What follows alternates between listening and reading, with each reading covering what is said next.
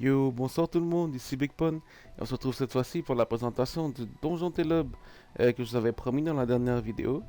Et c'est un donjon que j'ai réalisé au niveau 129. Oui, je sais que que le niveau du donjon est de 128, mais bon, il faut me laisser une chance. J'étais occupé en donjon caractère et j'ai XP un niveau de plus. Mais bon, comme j'ai fait pour le donjon Block Hobbit, je vais commencer par vous présenter la particularité que vous trouverez dans cette salle qui n'est pas dans les autres. Alors, comme vous pouvez déjà le constater, partout où est-ce que le Telob a marché, il a posé des cases bleues. Ces cases sont en fait des cases de bave mortelle.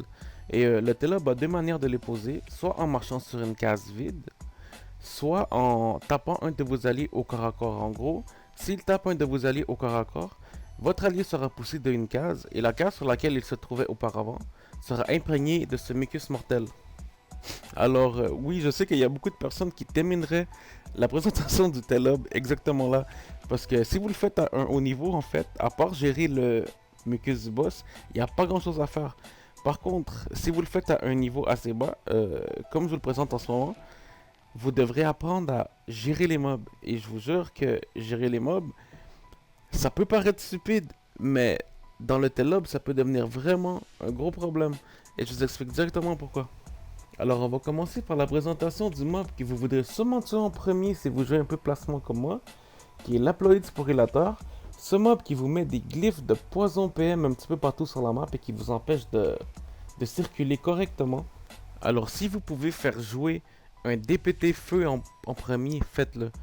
Car sérieux, plus vite vous plombez ce mob, plus facile ce sera de circuler sur la map et plus facile ce sera pour vous de réussir ce donjon.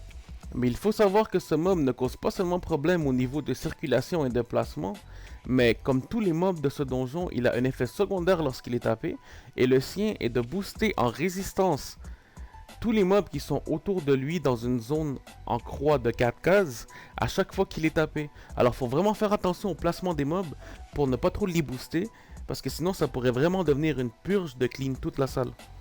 Alors on va directement passer maintenant au mob qui pour plusieurs personnes est le mob le plus dangereux de ce donjon, qui est le Cephalorpod. Euh, Sincèrement, je vous dirais que si vous pouvez le garder pour la fin, faites-le. Par contre, faites attention vraiment au placement de ce mob, car ce mob, non seulement c'est un gros tank, c'est un gros DPT, mais en plus il a la possibilité de soigner à chaque fois qu'il est tapé.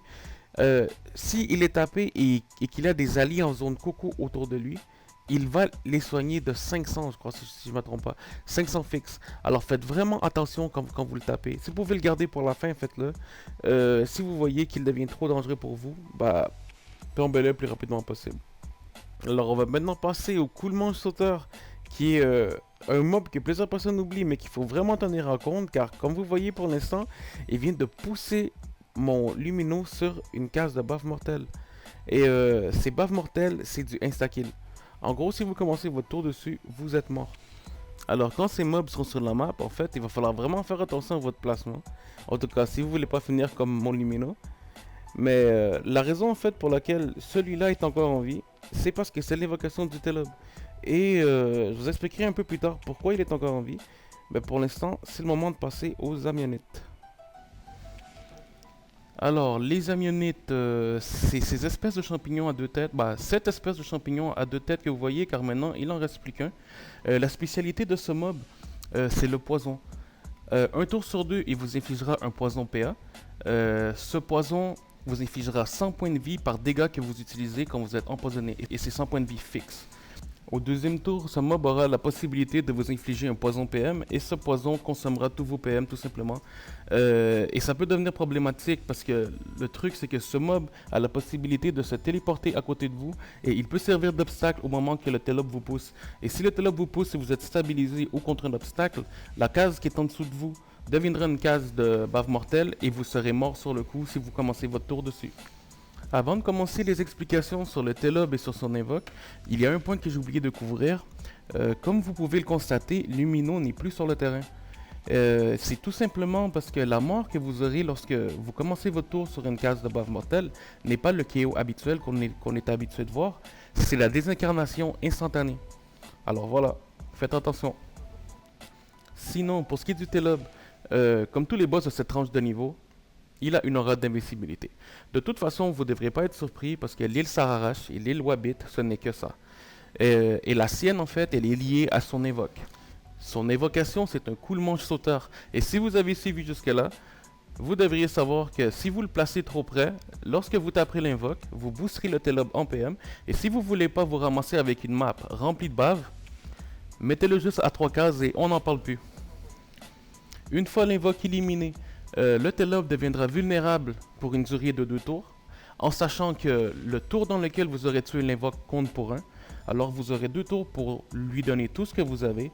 Si vous le tuez, GG. Si vous le tuez pas, c'est pas trop grave. Le T-Lob va réinvoquer au 3e tour, mais par contre, c'est là que tout va se jouer. Pourquoi je vous dis ça? Vous pouvez constater en ce moment que je suis même pas encore rendu au moment de taper le boss. J'ai un mob en haut qui me cause problème, qui est inaccessible pour l'instant. J'ai l'invoque à tuer encore, et la map est déjà assez compromise. Comme vous pouvez le voir, il a marqué son territoire un peu partout.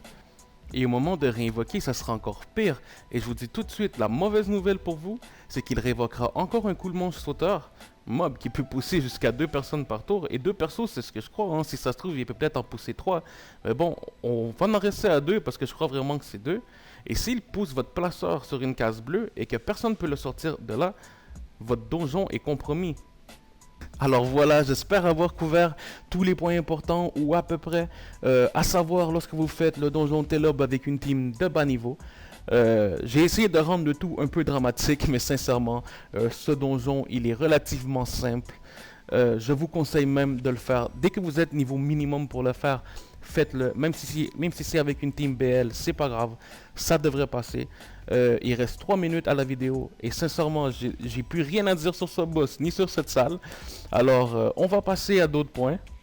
Premièrement, concernant ce que je vous avais dit dans la vidéo du Black Wabbit, les donjons que j'avais déjà en banque, qui étaient filmés, le T-Lob en faisait partie.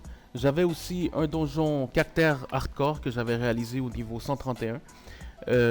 Par contre, le cactère sera annulé, tout simplement parce que demain, on est le 7 juillet, et la mage des decks de sorts sera sortie.